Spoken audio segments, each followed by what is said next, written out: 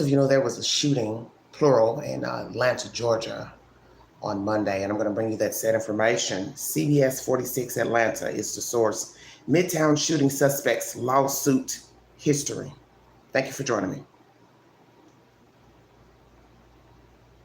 Shooting. CBS 46 with live team coverage tonight. Let's begin with Savannah Louie at the BDO office building. That's where one person was shot yesterday. Savannah, you've been digging into some of the alleged shooter's social media content and lawsuit history. What did you learn? Well, we're learning more about a connection between the shooter and the victims. Raissa Kengne believes she was a whistleblower against her former employer, the accounting firm BDO. Raissa Kengne filed a complaint with OSHA in 2021 over what she believed was fraud at BDO, perpetuated by her former supervisor, Wesley Freeman, involving SEC regulation violations. Kengne said she was offered a 12% raise to stop talking about the issues, but resigned in November, just 2 months after starting with the company. She then claims her home was broken into, evidence documenting the fraud stolen from a safe. And she said her computers and phones were hacked and her life was threatened. In May, she filed a lawsuit against 29 defendants, including Freeman and Michael Shinners, 2 men she is accused of shooting and killing on Monday. She alleged retaliation, witness tampering, bribery, burglary, and more. The federal suit was dismissed July 25th, the judge citing it as a shotgun complaint, which contains irrelevant or vague allegations and conclusions. Last week, she filed an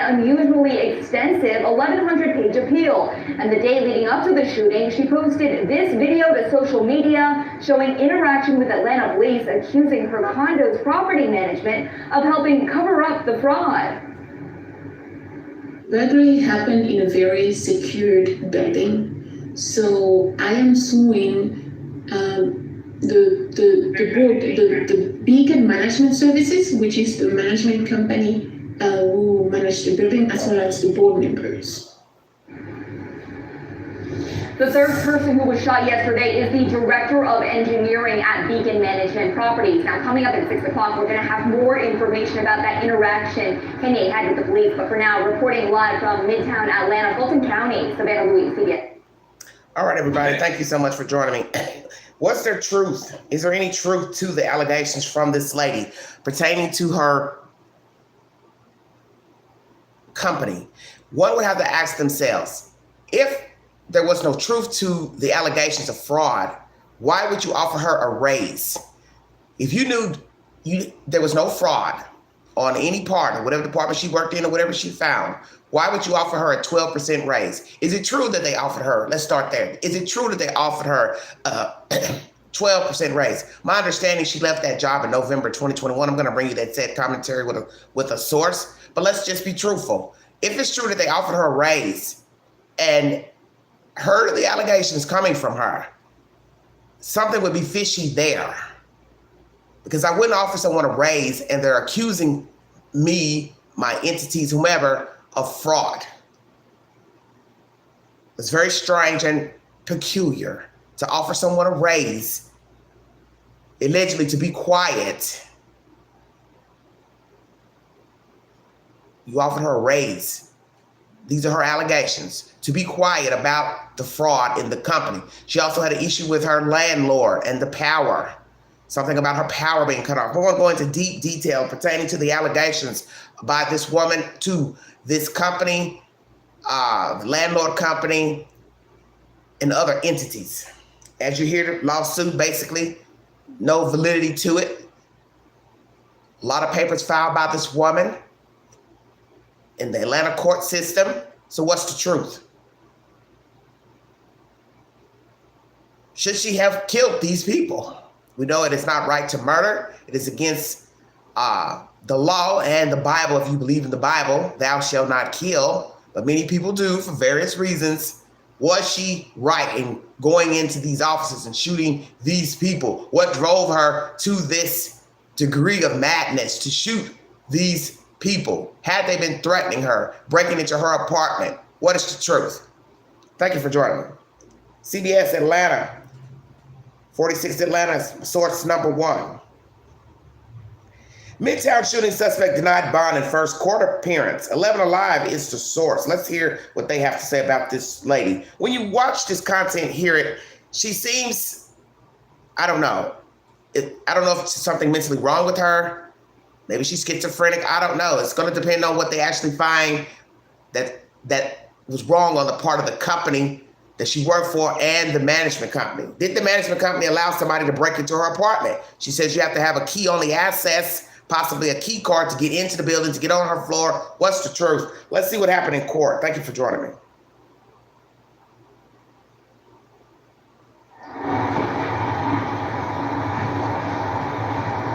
Give me just a second, y'all.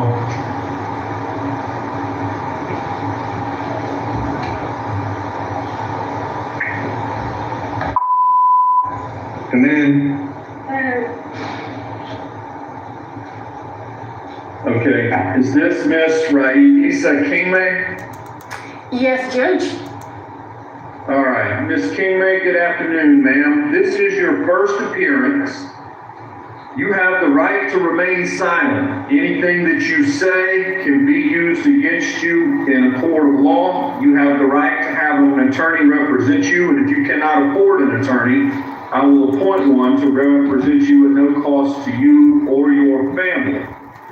We are here today to consider whether or not probable cause exists to support your continued detention and what bond will be set, if any. State, what are the warrants? What is the probable cause in this case? Yes, Your Honor. I'm pulling up the warrants now and apologize.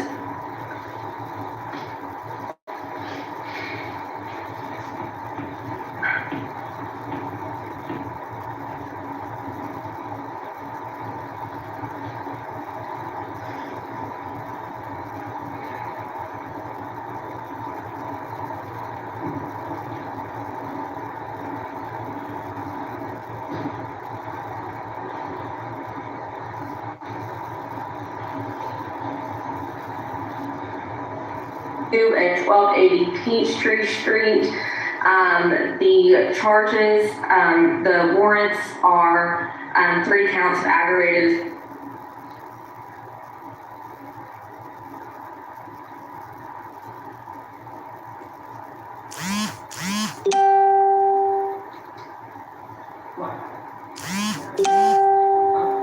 of a crime.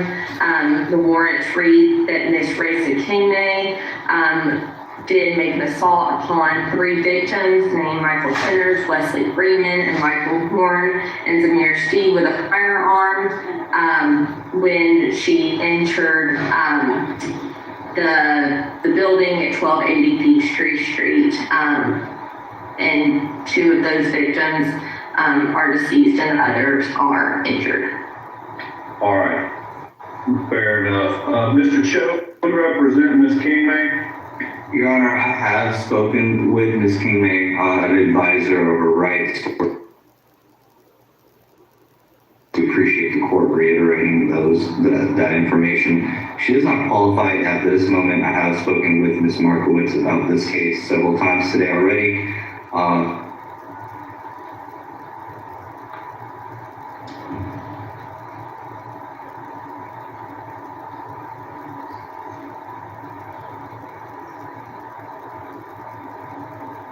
Probable cause as indicated by the DA.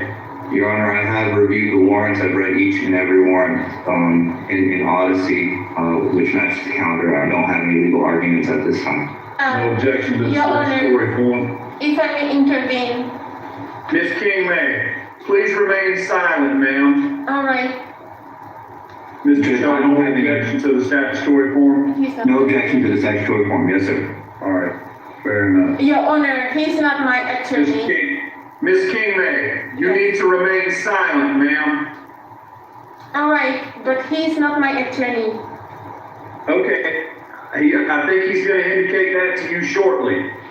Ms. Kengne, it appears that you do not qualify for the public defender. You have assets or income that would preclude them from finding you qualified to be represented by the public defender.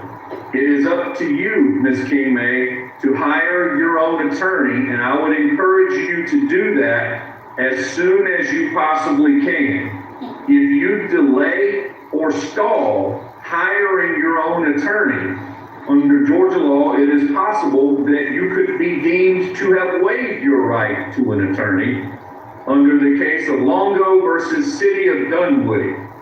I'll spare you the details on the case, but suffice it to say, Ms. Kengne, if you do not want Mr. Cho or Ms. Markowitz to represent you, then it is up to you to hire your own attorney sooner rather than later, okay, ma'am? Judge, may I talk? No, ma'am. If you have the right to remain silent, I would encourage you to use it. We are recording these proceedings. Yes. And anything you say can be used against you, and the DA is right here paying attention with us, okay? Yes, and I would still like to talk and clarify the information provided by Mr. Chill. I haven't had a chance to talk to Mr. Chill this morning about the very case and about the facts of the case. Now, Mr. Cho informed me that I did not qualify. I am not sure what he based his assertion on. I do not have... Ms. Kengne? Yes. I appreciate your position, ma'am, and I'm glad you're thinking about these issues. But as far as their impact on today's proceedings, they're not going to have an. I am precluded from setting bond for you per court's delegation order. And so I'm going to deny bond. Your case will be heard at a later date before a different judge, either with Mr. Cho or a different attorney. You will have a great deal to say about whether or not it's Mr. Cho or a different attorney. But as far as my jurisdiction and authority to consider bond today, in light of the top count of murder, I am precluded by our delegation order from setting bond for you. So you are going to be no bonded for today. I encourage you to hire another attorney or get Mr. Cho and Ms. Markowitz will be following back up with you. And that will be the order today. Ms. Kengne, you are free to go. Ms. Kengne, you are free to go, ma'am. Okay, that's some very crazy nonsense right there. 11 Alive is the source. So they're basically saying she has assets, and that's why she cannot have a public defender. I will bring you commentary, a very lengthy commentary, to show you what she has in her possession. As you see, she was trying to talk over the judge, which you know is a no-no. And he's basically denying bond because there's 2 people dead. And I don't think she understands that. That's what leads me to believe that possibly she has a mental defect. Because I think if you're rational enough, you would know why you're denied bond. 2 people dead and 1 injured is a good enough reason to be denied bond. Anywhere. You have multiple people dead and injured, and you pose a threat to the community, whether you have assets or not. That's my second source pertaining to this lady. Raissa is her name, Kengne. I hope I'm pronouncing her name correctly. This was her first court appearance a day ago in Midtown, in a Midtown shooting. Okay, everybody, let's go with, oh, wow. This is some interesting information. CBS 46, I brought you information about a lawsuit history. She's been suing several people. The company she worked for, plus the management company where her condo is housed.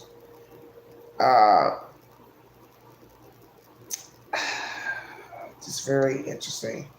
Let's go back to the beginning of the story, how it unfolded. 1 day ago, CBS 46 Atlanta is the source. 2 victims killed. Suspect in custody. They're going to identify the victims. Thank you for joining me. I got 1 signal 48, And I got a middle-aged male shot to the chest. We're probably looking at possible active shooter situation. Developing tonight, a woman in custody after a deadly triple shooting in the heart of Midtown. The violence triggering an hours-long manhunt across the city. The shooting spree started at an apartment complex on West Peachtree. 2 people shot there, a third just blocks away at 1100 Peachtree. The chaos forcing nearby businesses to go on lockdown for hours as police combed the area for the shooter. And the search taking Atlanta police all the way to the airport.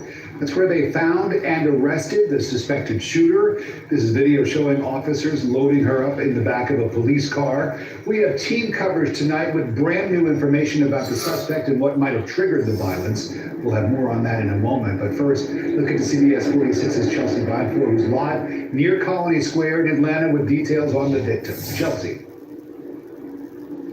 Right, it's quiet out here tonight, but just hours ago, this area of Midtown near Colony Square became the scene of a triple shooting and a massive manhunt for that suspect. Tonight, unfortunately, 2 of those shooting victims have died. They're 41-year-old Wesley Freeman and 60-year-old Michael Shinners. That's according to the Fulton County Medical Examiner's Office. The third victim, Mike Horn, is in ICU. That's according to Beacon Management Services, where he worked. Here's a look at how everything unfolded today.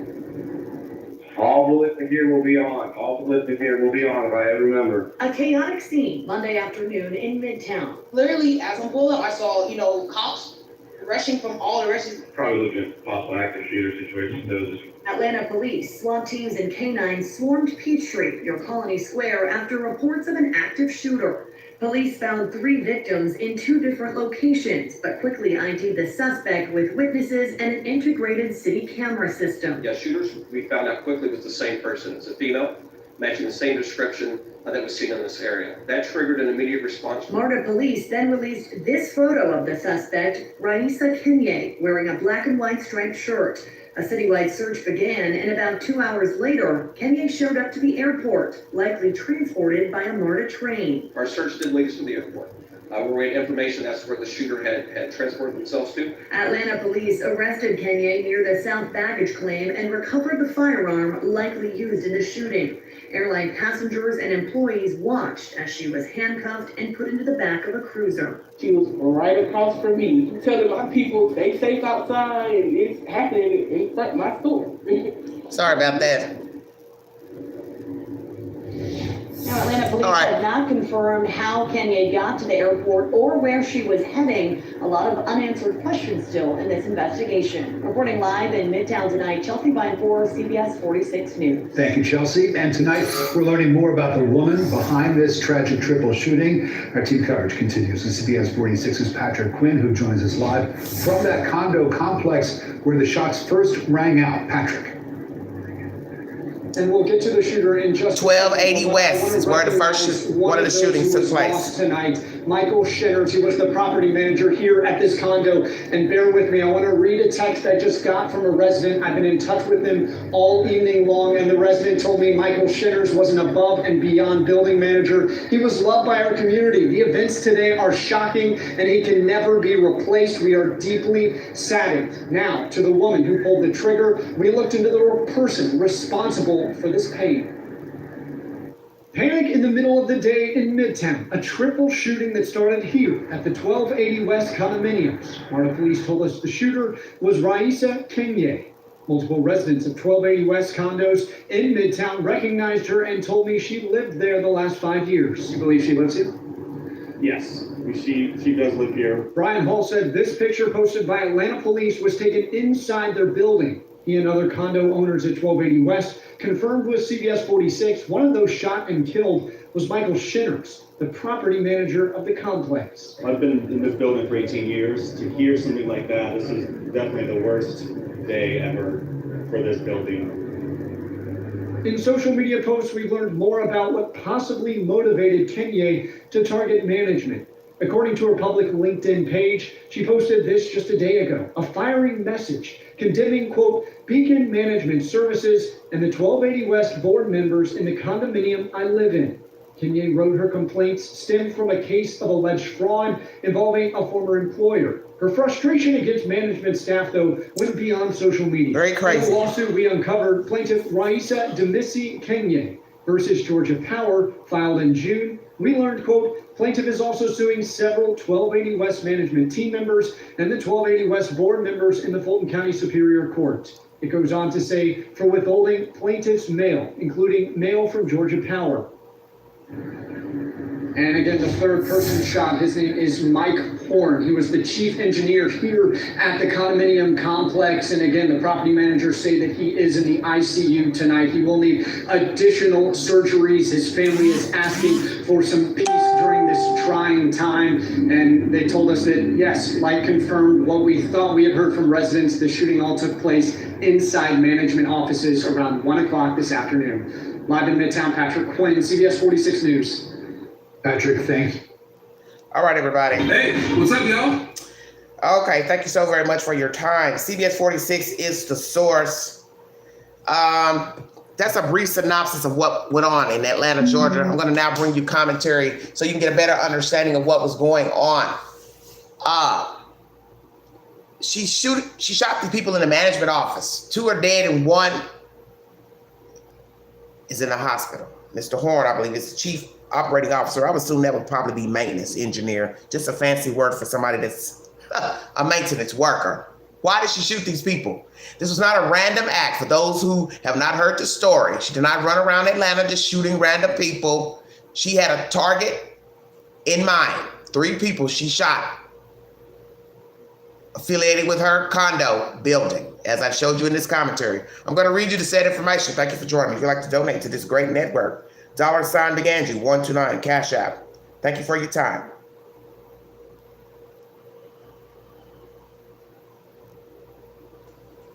Hello, everybody.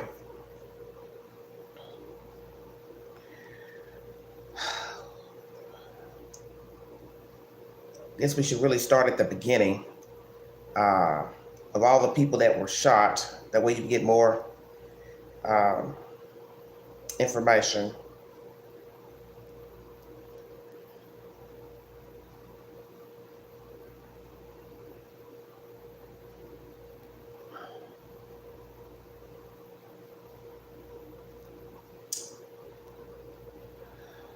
AJC, Atlanta Journal-Constitution.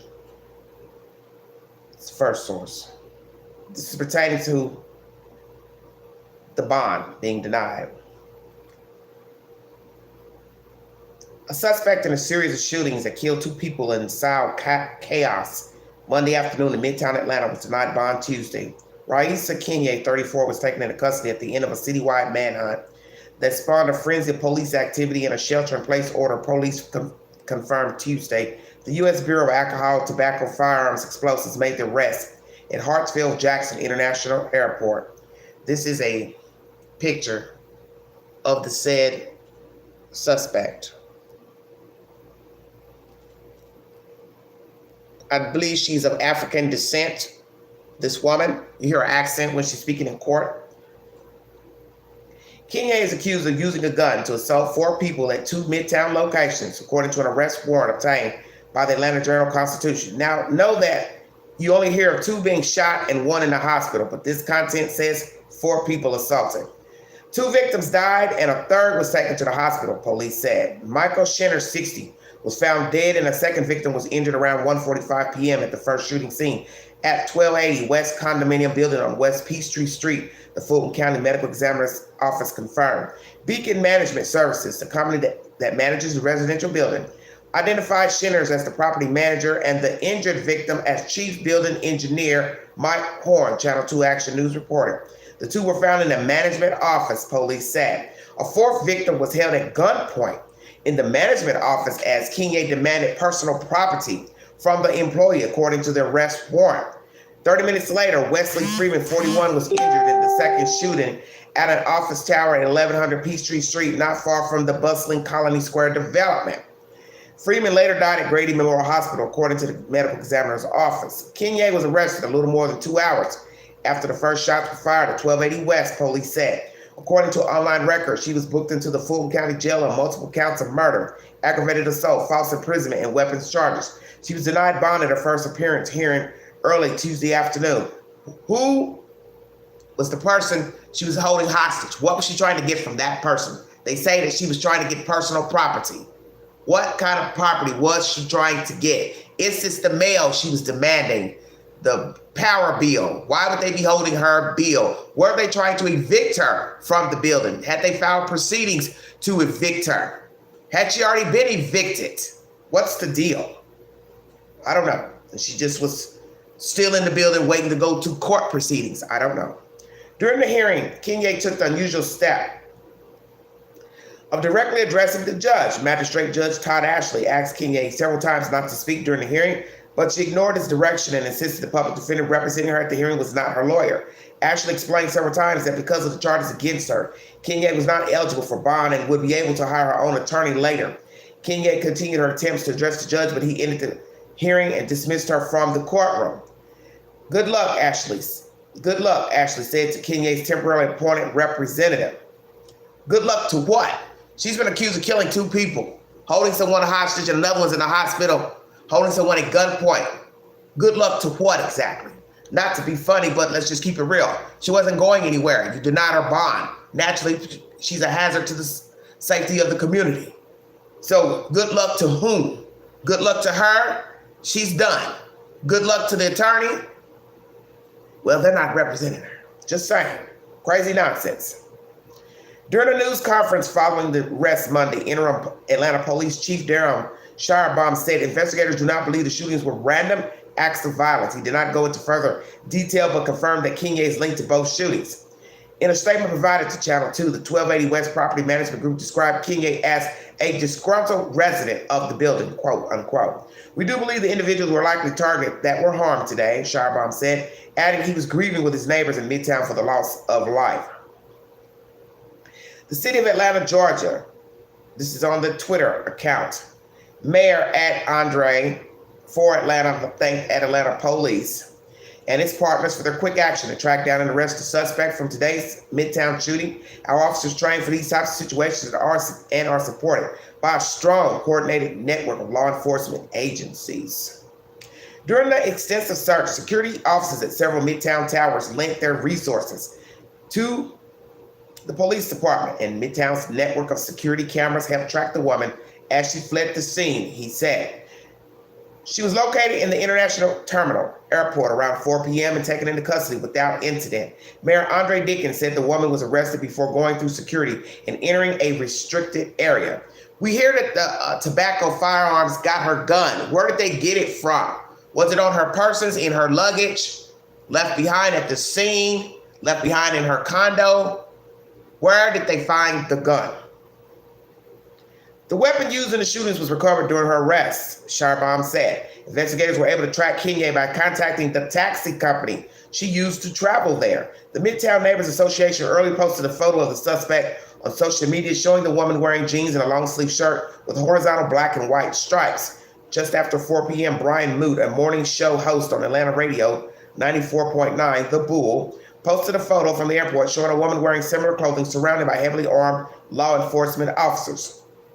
Brian posted to Twitter saying, just got off a flight at ATL Airport, and it looks like they have the suspect in the Midtown shooting in custody. Here is a photo of that woman being held at the airport, damn near ready to board a flight. Where was she going? What was her motive? Killing these people and injuring one. Photos and videos shared on social media showed a heavy police presence around Colony Square, Peachtree, and 14th Streets. For most of the afternoon, those busy streets were reopened to traffic around 4 p.m., but 1280 West remained locked down late to Monday evening. From his position high above Colony Square, Jalen Green was confused. When the active shooter alarm went off in the building where he works, he looked down to see a police vehicles. For nearly 10 minutes, he wasn't sure if the shooter was inside his building or on the street. We didn't understand that what was happening outside was different from what was happening in the building, Green told Atlanta Journal-Constitution. We assumed there was an active shooter in our building, quote unquote. Eventually, Green said his building went on lockdown and he saw someone being taken away in an ambulance near Colony Square. Tori Alexis, who works with Colony Square, said she was startled when the alarm in her building went off and several police vehicles began crowding the streets below her. Around 2 o'clock, the sirens started going off and then slowly starting blocking off the road, she said. Just a lot of SWAT presence. Let's see what they have here pertaining to this lady.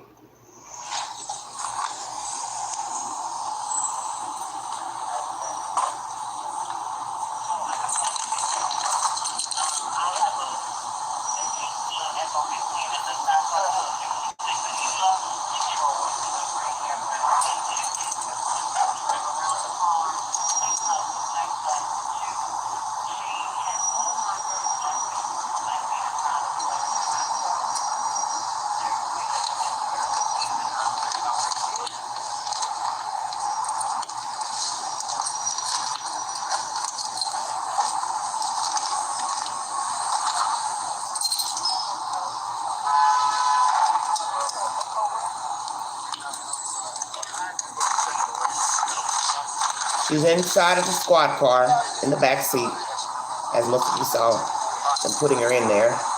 Body cam from the officer.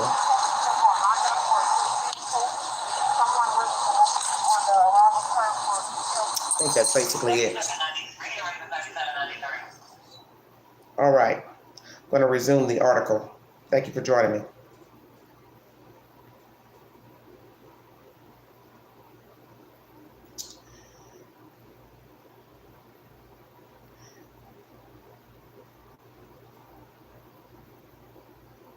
As I stated,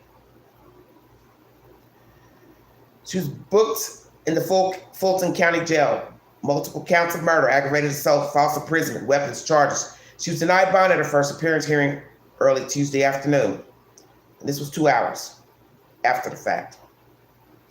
Ashley explained several times that because of the charges against her, Kengne was not eligible for bond and would be able to hire her own attorney.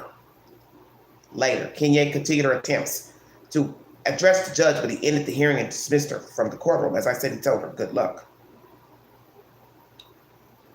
This has also been deemed random acts of violence coming from Chief Darren Shirebaum. She's been described as a disgruntled resident coming from the West Property Management Group.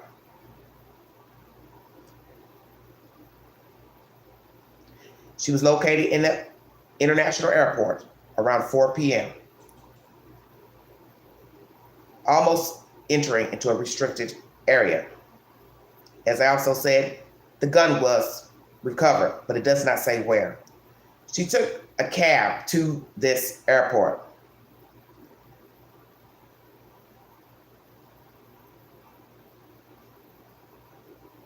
And as I said, you hear this man, Mr. Jalen Green, describing the confusion on the street. He didn't know what was going on in the building and the street. Around 2 o'clock, the sirens started going off and they slowly started blocking off the road, the lady said. Just a lot of SWAT presence. It wasn't until 2 hours later that the lockdown in her building was lifted. Alexis said she's upset that gunfire happened so close to her. I don't want to have this fear of leaving work and having to look out for a shooter now, she said. Taquandra Alexander just moved to the city and stumbled upon the crime scene while heading to a restaurant nearby to apply for a cook position. I've never been this close to an active shooter, she said. It can really happen anywhere at this point. Police credited several other agencies for the robust response. We're grateful for the assistance of our public safety partners who assisted in this situation, Atlanta Police said. Specifically, Fulton County Sheriff's Office, Fulton County Marshal's Office, MARTA Police, GSU PD, Georgia Tech Police Department, the ATF, AFRD, and Grady EMS. Shirebaum also thanked the Free Chapel in Midtown, which he said opened its doors to the police and served as a temporary command center as law enforcement officers across several agencies swarmed the area. That's the said information by the Atlanta Journal-Constitution. So we have a disgruntled woman angry with her property management. Had they broken into her apartment? Why were they keeping her mail if these allegations are true? What was the real reason that she was upset with her landlord? What was the reason she was filing a lawsuit against the company she worked for? As you heard in the earlier commentary, it was dismissed by a judge. Those said allegations that her company was exacting in fraud. Is this a woman who's come unglued? But the one thing I will say about the fraud allegations from her job, they offered her a 12% raise, which is said by her. Is that true? And why would you give someone a raise if they're accusing you of fraud? Is it true that they were exacting fraud in the company? She found it. She seems very articulate. So one would say, is this woman just mentally ill? Or did she actually find something and she is part mentally ill? I don't know. It's a very interesting story coming out of Atlanta, Georgia. Fox 5 Atlanta is the source. Let's talk about the taxi driver. He's going to share his story in this said commentary.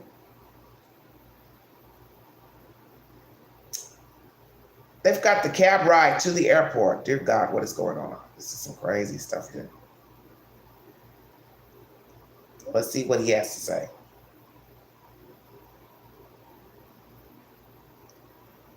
It's not wanting to load up for some reason. Hold on one second, you guys. I do believe he was asking her a lot of questions because he was notified by a dispatch that possibly he had the killer in his cab. This is probably the craziest thing I've ever heard in my life. Very, very crazy.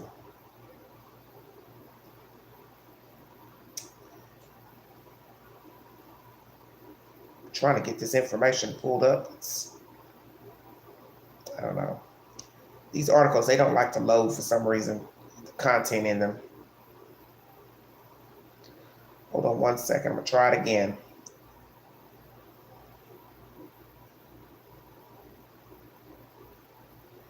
Thank you all for joining me. Hope you all are having a wonderful week. I may have to just read what's happened. The checker cab driver who drove alleged Midtown shooter, Raissa, Kengne, to the airport said at first he had no idea that the person he picked up was the suspect in the rampage Monday. 2 of the 3 victims she accused of shooting have died. When I was going to pick her up, I saw the police and fire department, and I was able to pick her up in front of all these people, said Giles Patrick Mandillo, who has driven for Checker Cab for more than a decade. He shared his story in security video from inside the cab exclusively with Fox 5 Rob Durenzio.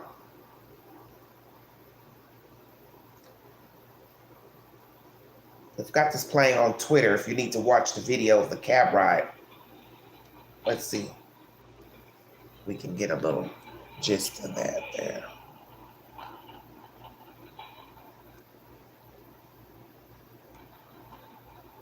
This is the woman inside of the cab, the woman who gunned down these people in Midtown Atlanta.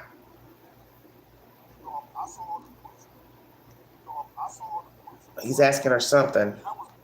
It's not a good audio to hear what was going on.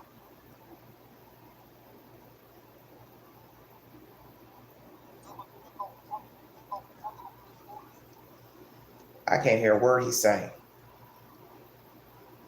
I'm going to go ahead and finish what was said. I didn't have any idea, he said. I picked her up before. It's not some random person that I picked up for the first time. Mandillo said they both are immigrated from Cameroon. At first, he said Kengne told him to drive her to a house in Ansley Park neighborhood. She rang the doorbell, and when no one came to the door, she left. She then asked to go to Marietta, he said. But when he told her that he had to go pick someone up from the airport, Mandillo said Kengne told him to just take him there. Then the driver got a call from the Checker Cab Dispatch Center. Dispatcher Lauren Hewitt said police had called her after they realized the suspect had gotten into one of their cabs. Okay. I had called every single driver that we had that was in the Atlanta area and asked them if they had a passenger in the car who was female, said Hewitt. He was the only one in the whole city who did. The driver spoke with Hewitt with the police on the other line. It was a point in time where the dispatcher called me and they said, it's not her, police said, it's not her. Then the dispatcher called back once they figured out that it was indeed Kengne. Do you have any problems with anyone? The driver asked the suspect in the security footage from the ride. Not that I know of. No, she calmly replied. What's happening? That's when Mandillo told the suspect to shoot her what all those phone calls were about earlier in the ride. I said, listen, all the phone calls I'm receiving is about you. Do you have any problems? Did you do anything? He said. She told me, no, you're safe. You're safe. Don't worry. You're safe. The cab, which has a GPS tracker in it, is how we believe police found her. The video shows her pay and climb out at the cab terminal before grabbing her briefcase from the trunk. Moments later, police took her into custody without further incident. Fox 5 Atlanta is the source. So you can go to Twitter, get this information from Fox 5 of the video of her in the cab ride. The cab ride. You have to admit he was very, I'm assuming he was calm to be getting all these calls with her in his cab that, hey, you've got a suspect that's killed some people, and he's just going along with the flow. He didn't tell her to get out. Hey, they're looking for you. He just let her stay in his cab because, as they said, the cab has GPS tracking. So they realized he was the driver of the suspect. And he played it cool by asking her questions. You hear she denied it. No, nothing's wrong. Nothing's going on. She should have known then when he was asking her that he knew she had done something wrong. But yet she still continued to stay in the cab. Why did she stay in the cab? Why didn't she get out? Because why would a cab driver be asking you, is everything okay? Did you do something? This is when bells should go off. Ding, ding, ding. Uh-oh, he knows I killed some people, shot some people. But this leads me to believe that she's mentally ill. Perhaps. Or she just didn't give a you know what. What's the truth? As I told you, she's been denied bond. Miss Raissa Kengne. She's a descendant from Africa. Cameroon, as I've told you. She and the cab driver both are from Cameroon. How interesting, they're from the same place.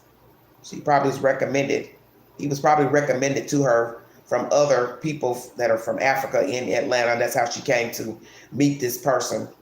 He'd drive her around because he said he had picked her up before. Let's talk about the bond. Fox 5 is the source. Thank you all for joining me. As you heard in the earlier commentary, she spoke up in court over talking to Judge. But you see she was denied because naturally she's a threat to the community. A Fulton County judge denied bond for the woman accused of targeting people in shootings in Midtown. 2 people are dead and another is hospitalized after authorities say Raissa Kengne opened fire at an apartment building and office building, 2 separate places. The judge said during Kengne's initial hearing, he was precluded from granting bond. Kengne seemed to protest. The judge asked her to remain silent multiple times. At one point in the hearing, Kengne spoke up and explained a conflict with her attorney, who said she is not qualified for a public defender because of particular assets or income that she has. You have the right to remain silent, and I would encourage you to use it, the judge said. I find it so interesting. She's in court 1 day later. They already know she has assets because somebody ran her name to see that she does have assets. My understanding, she has the condo where she did the shooting, an abandoned house, and she also owns private land. Let's get a little bit of that hearing. Hopefully this audio will play. It's not been playing very well, not loud enough. But if you need to hear the original audio, it's at the beginning of this live. It won't play in this one for some reason.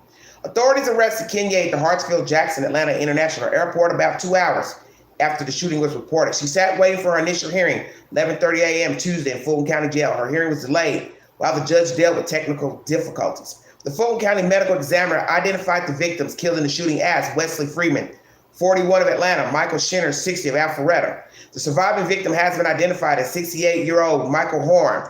That's the guy who's the engineer at the building where she lives. Police say Kengne opened fire on a four-person identified as Zamir Steed, but was not injured. Who is Mr. Zamir? I'm wondering.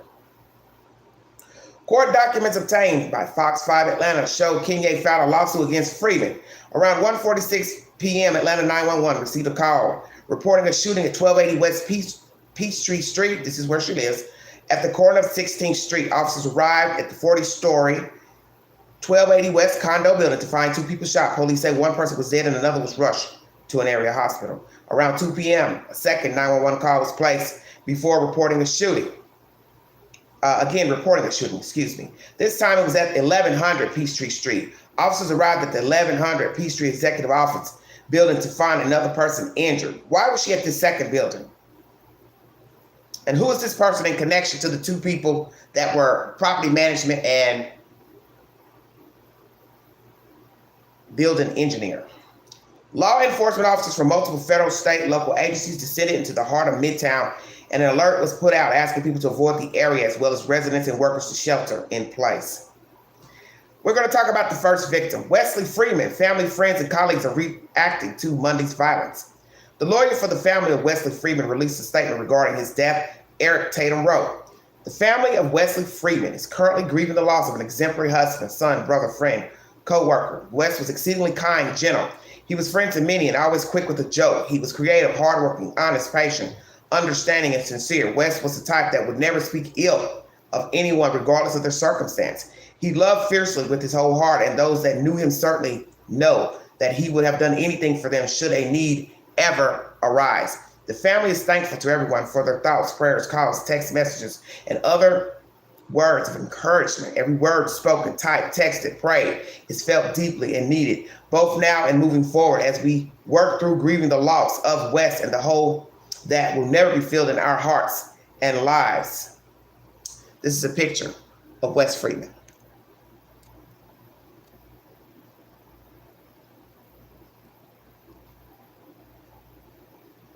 That is one of the victims. We're thankful to the Atlanta Police Department and all other law enforcement agencies for their speedy work in locating the suspect. We are thankful to those that work with all fervor to try and save Wes's life. We are thankful to all those who put their lives in danger to apprehend the suspect. We are thankful to all those who work tirelessly for the furtherance of justice, and we are thankful for those whose work has yet to be done to bring the person who killed Wes to justice. We are broken as a family. We do not understand the deranged actions of the person who shot and killed Wes. We likely never will. At this time, we ask for time to grieve and heal prior to any further comment on the case, and trust the Fulton County District Attorney's Office will ensure that justice is served for Wes. In this and all things, may God be glorified. BDO USA, an accounting network to which Freeman belongs, also released a statement that reads, "We are deeply saddened by the tragic events that took place in Midtown Atlanta and our Atlanta office yesterday." I do believe this BDO is the company that she worked for. This is a weird entanglement going on between this suspect and these victims. As I said, they're deeply saddened by the tragic events that took place in Midtown Atlanta and our Atlanta office yesterday. Our thoughts are with the family and loved ones of our colleague Wesley, who lost his life. Wesley was an incredible team member who brought passion, dedication, and integrity to his work, and he will be deeply missed. Our hearts go out to everyone else impacted by the senseless act of violence, most especially the other victims and their families. Throughout the difficult period, our priority will remain our people, their families, and the Atlanta community. We will work closely with law enforcement as they continue to investigate. BDO USA does not comment on active police investigations or ongoing litigation. Next victim, Michael Shinners. The Community Associations Institute, to which Shinners belong, released a statement that reads, "As we learn more information about the deadly shooting on August 22nd at the condominium community on West Peachtree Street in the Atlanta Community Associations Institute, the CAI Georgia chapter and the entire CAI family express our deepest condolences to the victims, families, friends, colleagues, and neighbors." So now it's starting to make sense. The first victim I showed you was a Caucasian male by the name of Freeman. He is I believe, the manager. Okay? You go to the second victim, Michael Shinners. He is obviously associated with the associations pertaining to the condo. So she's shooting people that's all in relation to one another. One is the property manager of the building. The other is the homeowners associations affiliated with the building. And then the engineer, he was in the office with one of the other guys that got shot, Mr. Horn. I'm going to finish reading. Thank you so much for joining me. We're sad and shocked as we mourn the loss of our friend, colleague, and dedicated member of the CAI Georgia chapter, Michael Patrick Shinners, a community association manager with Beacon Management Services in Atlanta, was fatally wounded during the horrifying tragedy at 1280 West Condominium. Mr. Shinners, a longtime CAI member, was passionate about his profession and the chapter. He earned several industry designations from CAI, including the Association Manager, PCAM designation, the pinnacle achievement for community association managers that demonstrates the highest level of commitment to the profession. He also earned his Certified Manager of Community Associations, CMCA credential, administered by the Community Association Managers International Certification Board, CAMICB. Our thoughts and prayers also are with the chief building engineer, injured during the shooting, as well as everyone affected by this tragedy. CAI Georgia chapter will continue to support Mr. Shinner's family in any way possible. Every day, thousands of community association managers and staff serve essential roles in their community. They bring years of financial and management expertise, and they are often communicators, customer service agents, organizational leaders, and all-around problem solvers. These professionals are the backbone of communities everywhere. This is a heartbreaking tragedy that should never happen in any town, city, or community. We believe there are no issues or disagreements between parties in a community that are serious enough or significant enough that can't be settled peacefully. We believe that community associations are built to be places of comfort and safety, where neighbors support and help one another, and where residents develop a true sense of belonging. Community Associations Institute will continue to support the CAI Georgia chapter, as well as community association residents, board members, managers, and business partners during this difficult time. Fox 5 Atlanta is working to learn more about the victims in the shooting. Fox Atlanta 5 is the source for this set of information. Thank you all so much for joining me. I want to try to bring information pertaining to her properties that she owned.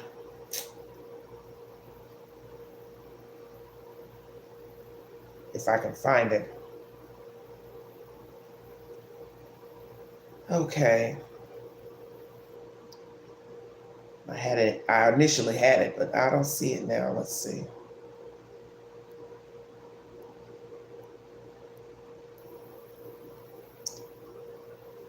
Well, I'm going to go here because I've read enough. I'm almost in 1 hour. Thank you all for joining me. Miss Raissa was suing her company. I also believe suing this building management company that owned her property or managed her property where she lived. She obviously had an issue with the homeowners association, and that's why she shot these said people. Does she have mental problems? I do not know. She's been denied bond. She's in a Fulton County jail. The judge has told her that she has assets. Well, basically in a roundabout way. She can't get a public defender because she does have assets. Private land, the condo, and an abandoned house is what's been told. She doesn't have any family in the area from what I read previously. So who's going to liquidate her assets in order for her to attain a lawyer? Because my understanding, she has family, I believe, abroad, across the seas. So who's going to liquidate the assets? What's the truth behind the company she worked for being fraudulent? Did she find improprieties in that company? Was there truth to that? Did they give her a 12% raise to keep her quiet? She left in November 2021. So how has she been sustaining herself from November till Monday? It is alleged she had $3,000 in her account. I don't know if that's truth or not. Where was she going when she went to the airport? But you did hear the cab driver. The cab driver has attested that he had somewhere to go when she was trying to get him to take her somewhere else. So she went on the road to the airport. Where was she going to go? She had a briefcase with her. What was in the briefcase? How did she think all this was going to pan out after shooting all these people, allegedly 4, 2 are deceased, 1 in the hospital. I believe 1 she held at gunpoint in a business office. How terrified these people must have felt when she walked in. What did she say to them? Did she immediately shoot them as soon as she walked in? Did she talk to them? Did she tell them her grievances and then shoot them? Don't you find it strange she's done all these shootings in one day and was able to make it all the way to the airport? Imagine that. Imagine had she found another way to get around the city or out of the city. She could have been a state or two over. 2 hours you could be at least headed towards Tennessee. We sit above Georgia. How long has she planned this out to shoot the management company workers, staff? How long did she plan this out? Did she tell anybody else she was going to hurt or harm these people? Did they have any idea that she was dangerous? Most people probably say no, they didn't know.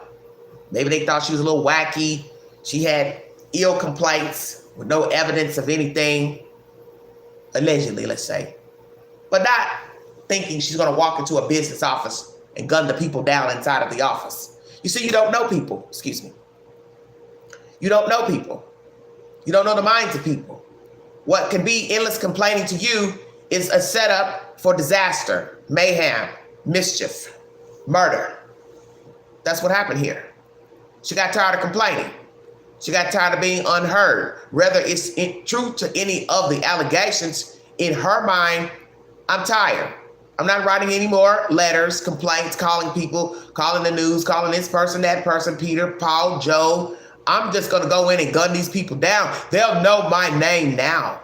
And that's usually what happens with shooters. They're wanting someone to hear them roar, but nobody's listening. And sometimes people are listening,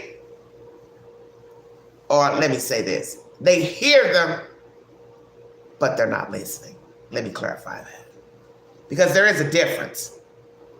I heard what you said, but I ain't listening, man. Listening means I'm in tune, investing in what you're talking about. They didn't listen. You had to have known she possibly would have a jump off at some point because she's complaining too much. She's running to the court. They're not listening, dismissing her claims. Was she mentally ill? Is it a combination of all the above?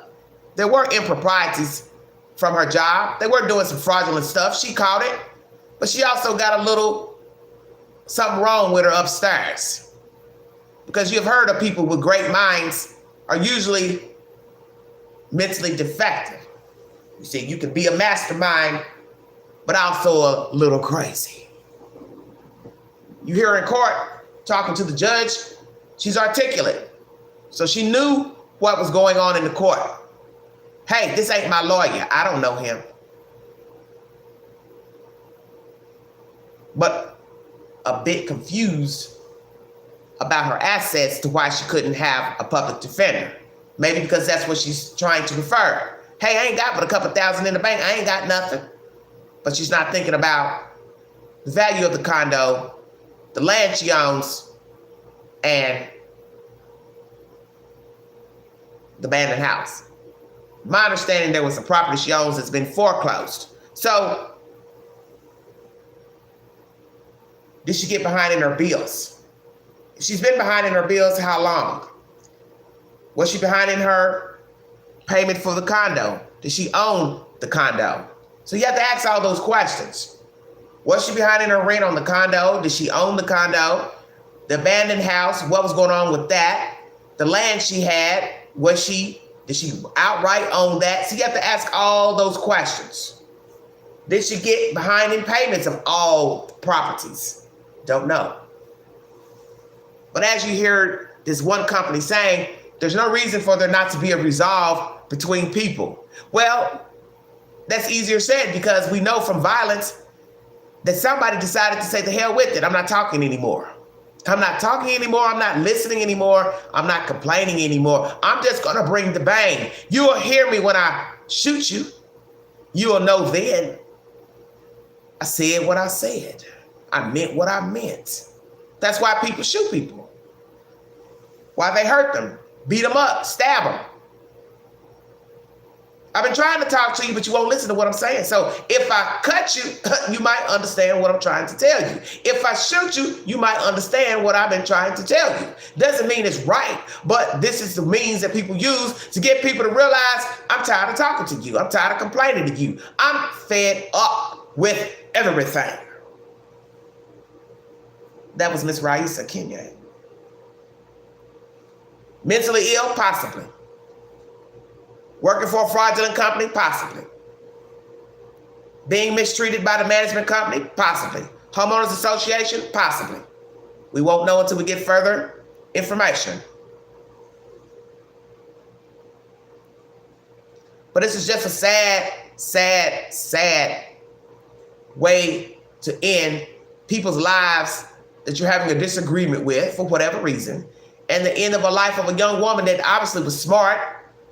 She worked for a professional company. She had a professional position. Why end it all of whatever you thought was going on with these people or any disagreements you were having with your landlord? There's allegations they were keeping her power bill from her, which makes no sense to me, because why would they be messing with her mail? Keeping her mail. That's strange to me. What are we going to hear from the power company? Was she paying her power bill to the condo where she lived? Did she get behind in her bills? Is that what this is all about? She got behind because she left her job in November.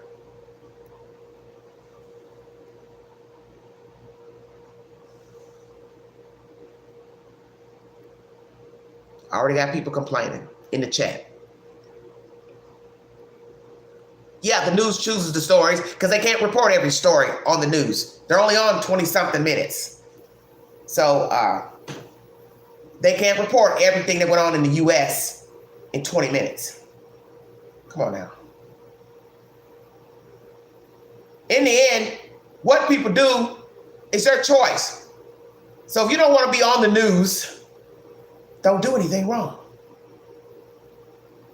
How about that? You don't want your name in the news? Don't make the news. I tell people that all the time. When people get so disgusted about what we talk about on YouTube or social media, well, stay off the news.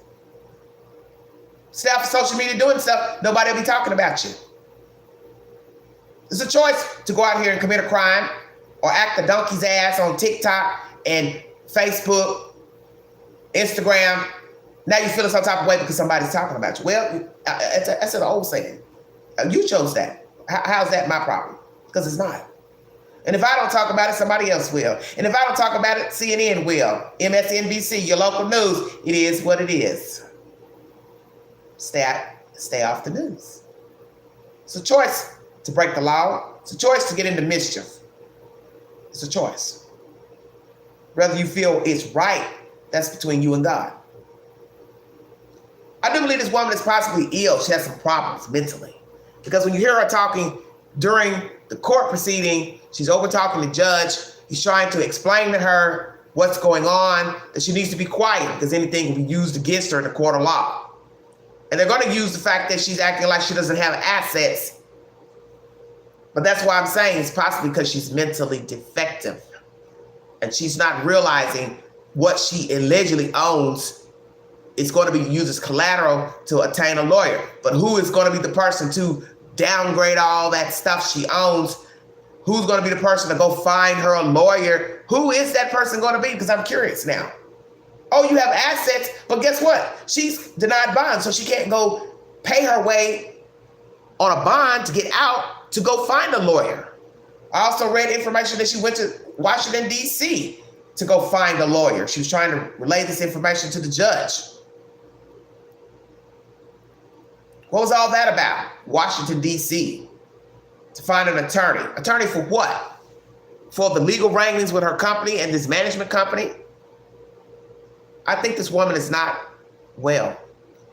And when you have a mindset that is defective, it will not take much to push you over the edge. It could be an issue with a neighbor, an issue at the grocery store, an issue with your credit card, debit card, the bank, an issue in traffic, an issue with somebody you like, dating, family, friends. You have to know that when the mind starts to break down, it won't take much to push a person over if the mind is already breaking down.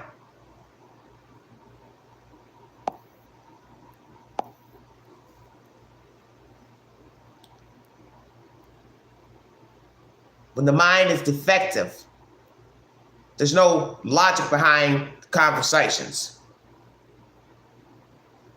They're basically talking to themselves because people aren't listening. They don't hear them. Now, imagine someone who's having problems over here, and over here. Now, he or she is holding all this in, and it's piling up. So the one day they have a problem, let's just say with her job or the landlord, she's now taking it personal. And something came to a head. What was it? Something led her down this dark path on Monday to shoot these people. Did she feel like nobody heard her? Is there truth to her allegations against the management company where she lived and her job? Have these people wronged her? Did the judge make the right decision in court pertaining to her allegations against apartment management and her job?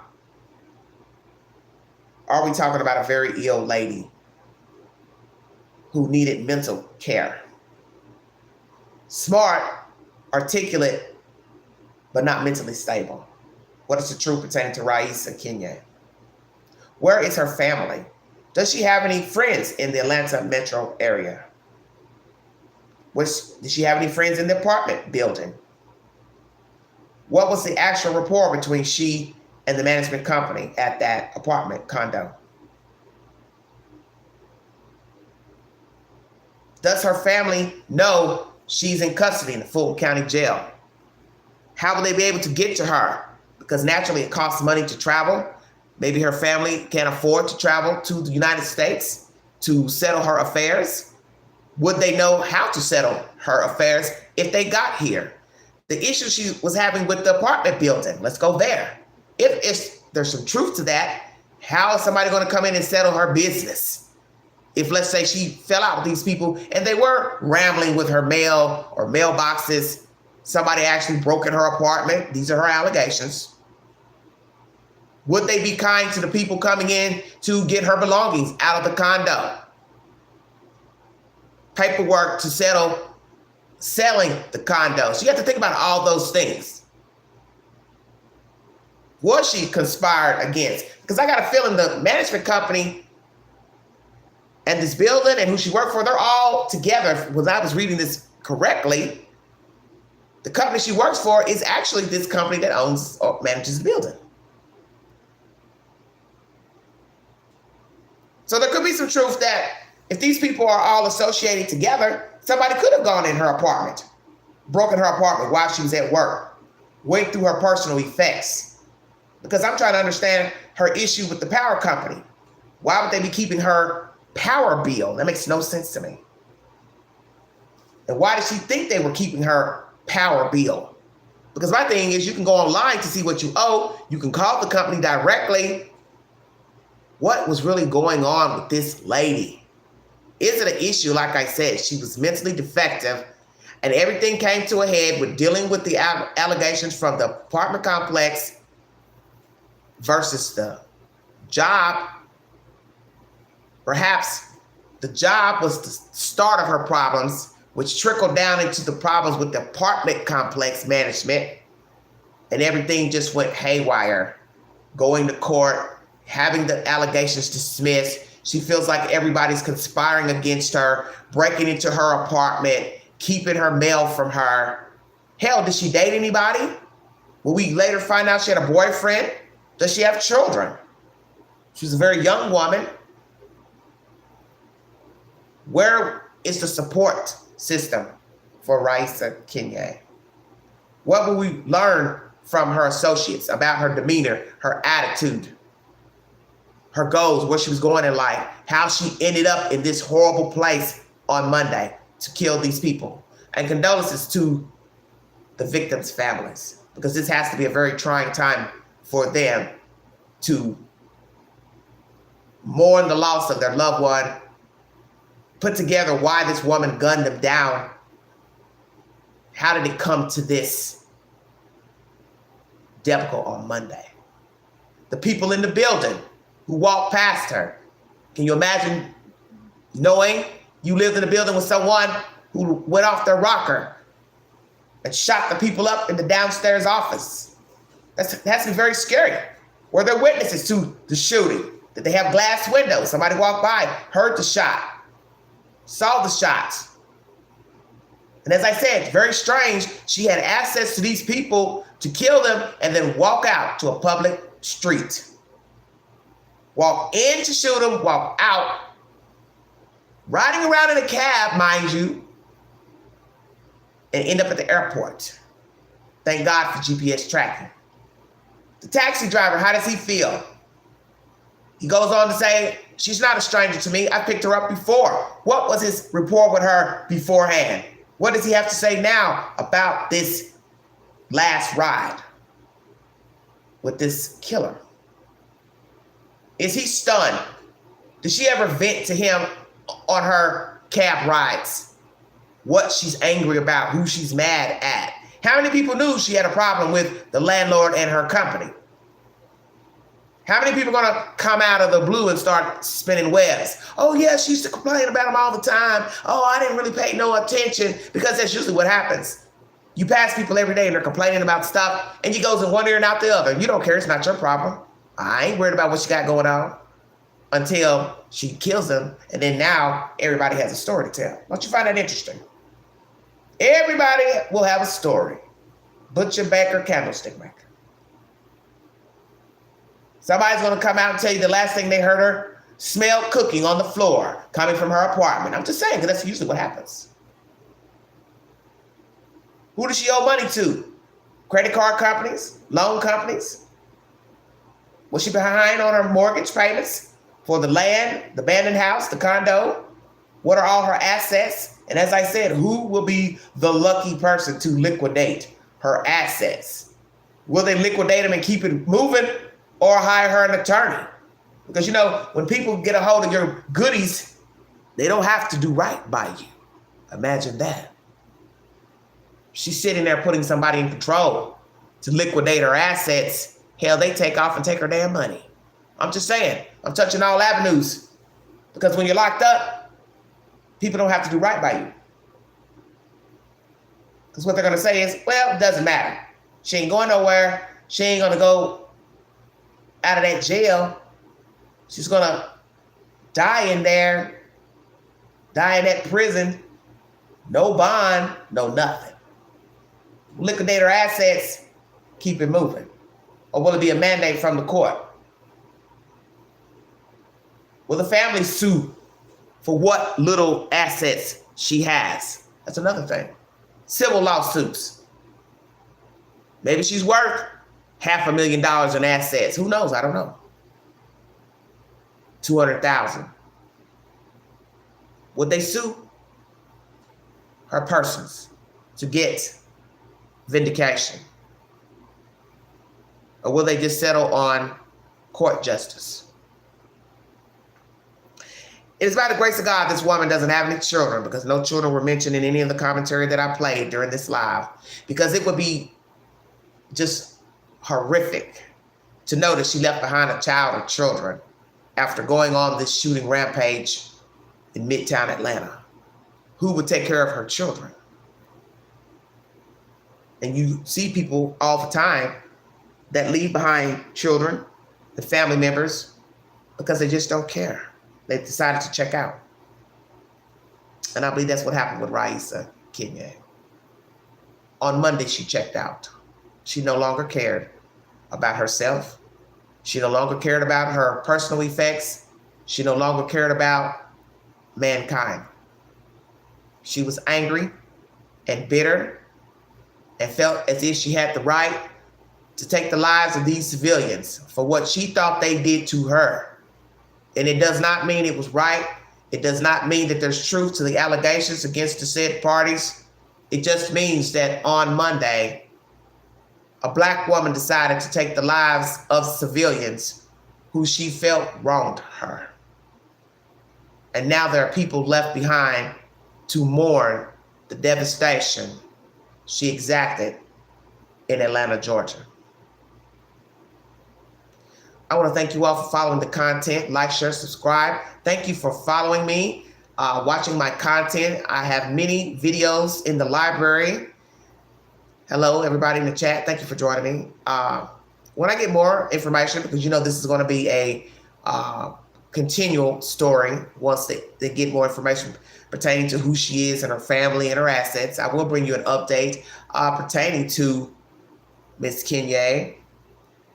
But this is a very tragic story. Once again, people have lost their lives from somebody who just decided to check out.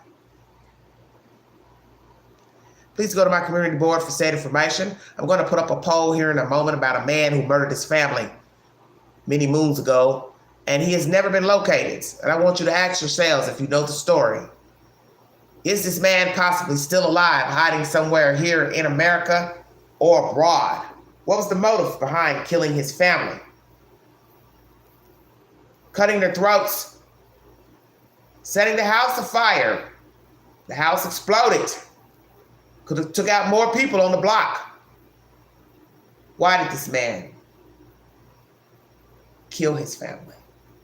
Churchgoer, Christian man, but who was he?